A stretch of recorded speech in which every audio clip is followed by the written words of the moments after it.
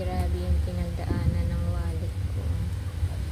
Tingnan nyo naman. Oh, wallet pa ba yan? Ilang years na yung wallet na yan, oh. Ito pa, oh.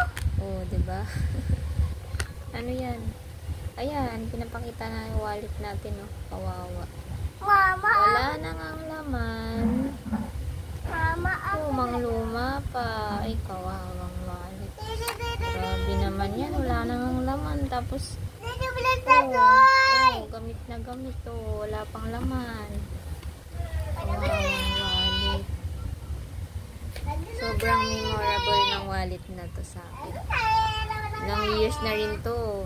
Grabe.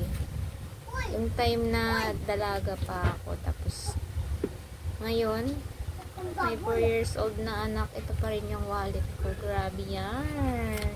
Oh.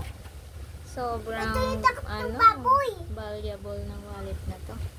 Grabe. ito na yung Tapos sabi ni Kim, papamana ko na daw sa kanya tong wallet na to.